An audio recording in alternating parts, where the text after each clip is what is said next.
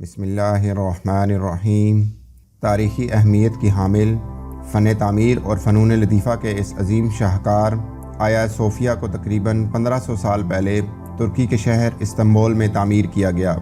اسے بنیادی طور پر عیسائی مذہب کی عبادت گاہ یعنی گرجا گھر کے لیے استعمال کیا گیا، لیکن وقت گزرنے کے ساتھ ساتھ سلطنت عثمانیہ کے دور میں 1453 میں مسجد میں تبدیل کر دیا گیا۔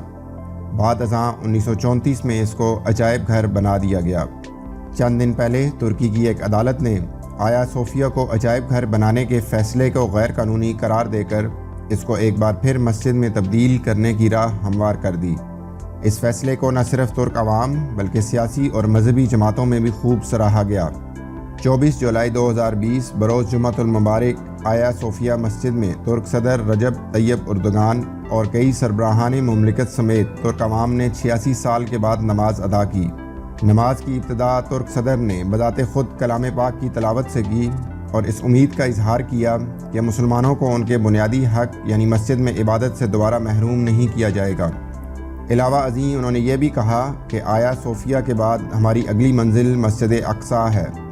اس تاریخی موقع پر سلطنت عثمانیہ کے ایک عظیم روایت کو بھی دہرایا گیا، یعنی خطبے کی ادائیگی کے دوران امام کا تلوار تھامنا، جو کہ سلطان محمد الفاتح نے کئی صدیوں پہلے شروع کی تھی۔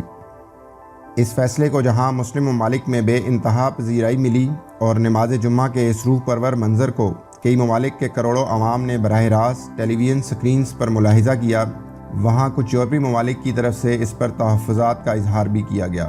واضح رہے کہ آیا صوفیہ اقوام متحدہ کی آثار قدیمہ کی فہرست میں شامل ہے اور ہر سال دنیا بھر سے لاکھوں سیاح اس عظیم شاہکار کو دیکھنے کے لیے آتے ہیں۔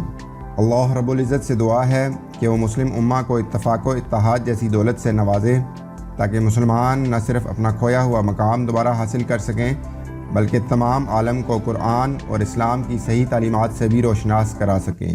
آمین یا رب العالمین۔